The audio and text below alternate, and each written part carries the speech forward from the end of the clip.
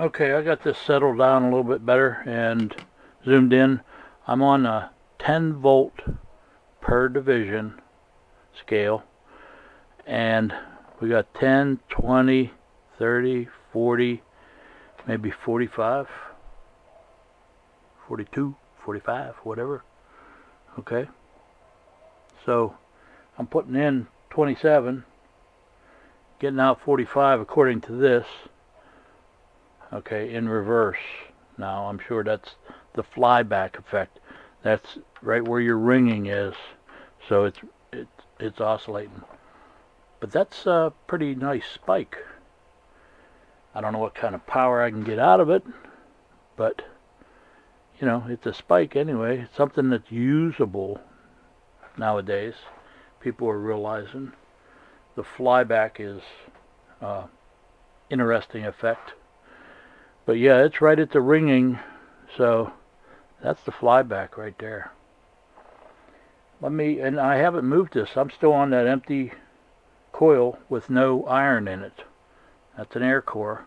So let's go on one with iron in it and let's see if that changes anything.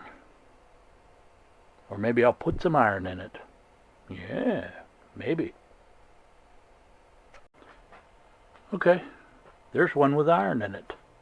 How do you like that? That's a nice spike. And like I said, I'm only putting in 27 volts, so I'm getting a lot in return. Short spikes now, you know, I understand, but they can add up. There we go. You get the idea, though, that iron does make a difference. So I got some experimenting to do here. I'll keep trying.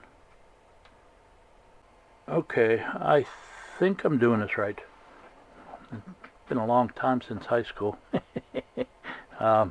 Anyway, if I got 2 milliseconds scale, so that's full screen, I get, or time per division. Okay, never mind.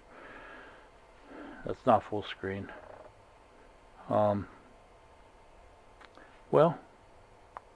2 times 1, 2, 3, 4, 5, so 10,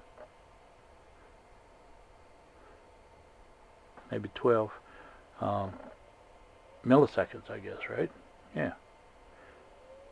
So I think you take the reciprocal of that. Let's see, that would be 1 divided by 0.012,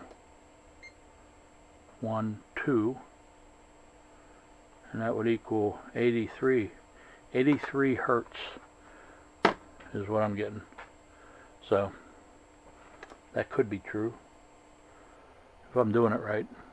Anyway, maybe that's helps somebody else that knows math a little better than I am. Alright, well, you get the idea here. Okay, on to the next part of the project.